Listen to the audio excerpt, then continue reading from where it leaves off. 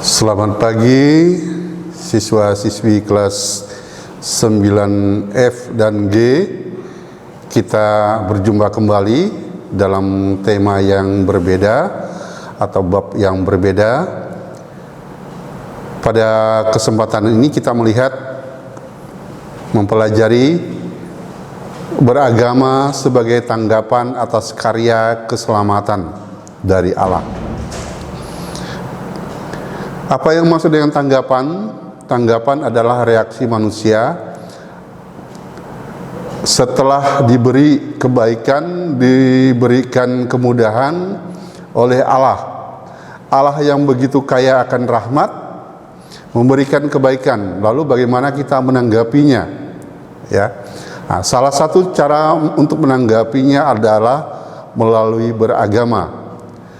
Agama ini juga sebagai tanggapan atas kegelisahan hati manusia yang terus-menerus bertanya tentang makna hidupnya yang terdalam. Apakah manusia? Atau siapakah manusia? Mengapa manusia hidup? Mengapa manusia ada? Mengapa ada penderitaan? Mengapa ada kesusahan? Dan seterusnya dan seterusnya. Dan yang terakhir, pertanyaan yang sering kali ditanyakan oleh manusia adalah, setelah mati manusia kemana? Nah, bagi orang yang beragama, pertanyaan-pertanyaan itu akan bisa dijawab.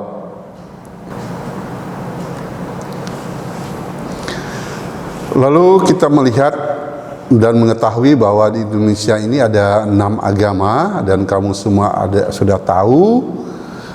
Kita melihat mengapa orang perlu beragama, atau apa sih alasan manusia menganut suatu agama, termasuk kamu juga, mengapa kamu menganut agama tersebut.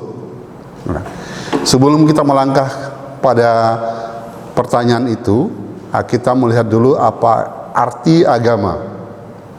Yang pertama, menurut Kamus Besar Bahasa Indonesia, disebutkan agama adalah ajaran sistem yang mengatur tata keimanan, kepercayaan, dan peribadatan kepada Tuhan yang Maha Kuasa, serta tata kaidah yang berhubungan dengan pergaulan manusia dan manusia, serta manusia dengan lingkungannya. Ya. Yang kedua, agama adalah hubungan manusia dengan sesuatu kekuasaan yang lebih tinggi daripada dia, dari mana dia merasa tergantung dan berusaha untuk mendekatinya.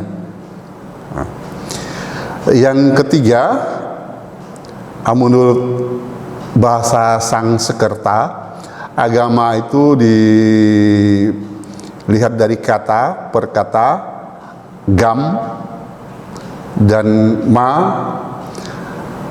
Gam berarti pergi, gama berarti tetap di tempat. Jadi beragama berarti tidak pergi. Maksud dari rumusan ini adalah bahwa agama yang kita anut adalah agama yang diwarisi oleh orang tua kita, kakek nenek kita secara turun-temurun. Itu maksud dari rumusan itu.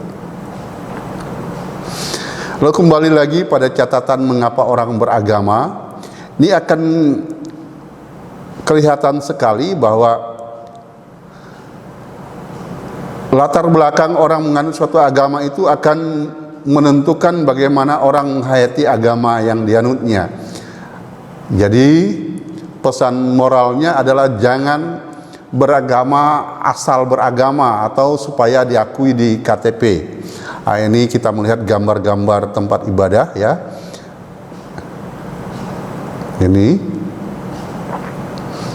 Ini kamu bisa bedakan mana pura dan sebagainya. Kita melihat pandangan kitab suci tentang ajaran agama dan penghayatan agama yang benar.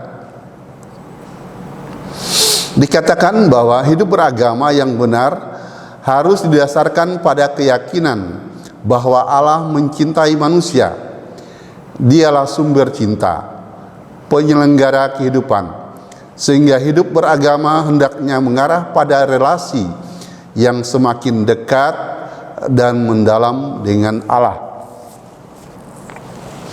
Relasi yang semakin dekat dan mendalam dengan Allah dapat dilaksanakan melalui praktek-praktek pelaksanaan ibadah sesuai dengan agama yang dianutnya dan penghayatan ajaran agama dalam kehidupan sehari-hari. Buddha tidak menjelaskan secara detail karena waktunya nanti tidak cukup, ya. Hanya Buddha sepintas saja membacanya begitu, ya. Kemudian dalam Injil Lukas bab 18 ayat 9 sampai 14, Yesus melihat ada dua perbedaan orang menghayati agama, ya. Orang memahami agama, memahami ajaran gereja tentang penghayatan agama yang benar, itu kita bisa melihat dalam Injil Lukas bab 18 ayat 9 sampai 14. Nanti kamu baca, ya, dalam kitab suci itu. Untuk mendalami bacaan itu, Buddha memberikan beberapa pertanyaan untuk mendalami itu, ya, untuk mendalami Injil Lukas tadi. Pertanyaan pertama, apakah menurutmu cara berdoa yang dilakukan oleh orang Farisi tersebut berkenan kepada Tuhan? Yang B, mengapa Yesus lebih berkenan pada doa seorang pemungut cukai? C, apa perbedaan doa orang Farisi dengan doa pemungut cukai tersebut? Perbedaannya yang ditanyakan. D, menurut pendapatmu bagaimana seharusnya kita berdoa? Yang terakhir, apakah doa-doa kita mencerminkan kehidupan keagamaan kita? Ya. Siswa-siswi yang terkasih, nomor A, B, dan C kamu bisa menemukan jawabannya dalam Injil Lukas, sedangkan D dan E, ini penghayatanmu sendiri terhadap agama yang kamu anut. Menurutmu bagaimana selama ini kamu berdoa?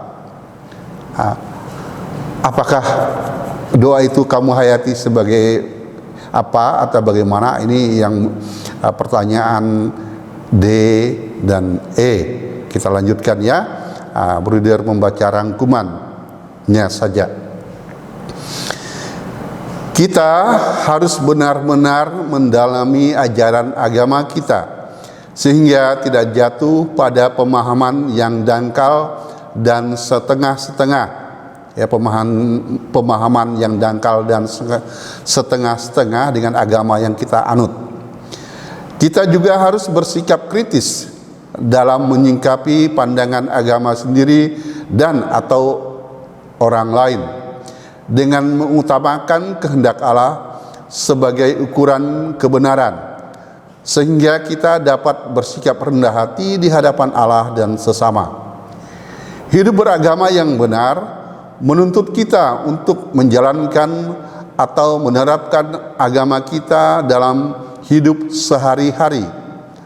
Agama harus dipahami dan dihayati serta dilaksanakan. Yang terakhir, ya, tadi tugas di mendalami kitab suci, sekarang tugas yang kedua, buatlah doa dengan tema kerukunan hidup beragama, ya.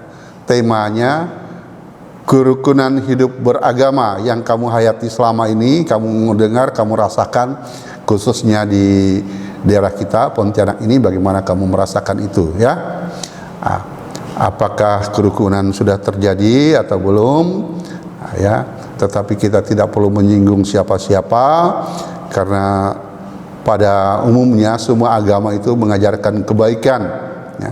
Tidak ada satu agama pun yang mengajarkan ketidakbaikan. Semuanya baik, semuanya mengajar supaya umatnya, penganutnya, pengikutnya itu selalu hidup menurut kehendak Allah. Buddha kira begitu. Terima kasih atas perhatiannya. Kalau ada yang tidak mengerti, ada yang ingin ditanyakan, ya silakan bertanya lewat WA ya. Budir akan jawab. Tentu saja pertanyaan-pertanyaanmu itu selaras dengan tema dan ajaran agama. Jadi tidak bertanya yang macam-macam di luar pelajaran agama. Ya, Budir tidak akan jawab. Tapi kalau di luar masih ada hubungannya dengan sekolah, ya, Budir akan coba menjawab. Budir rasa sekian. Terima kasih. Salam. Belajar yang baik, yang rajin. Jaga kesehatan, tetap bersemangat. Biarpun kita tidak bisa bertatap muka langsung, ya, tetapi ini sebagai tatap muka kita bersama. Ya, semoga kita tetap sehat. Walaupun keadaan seperti ini, kita perlu tetap menjaga kesehatan kita. Terima kasih atas perhatiannya. Selamat pagi.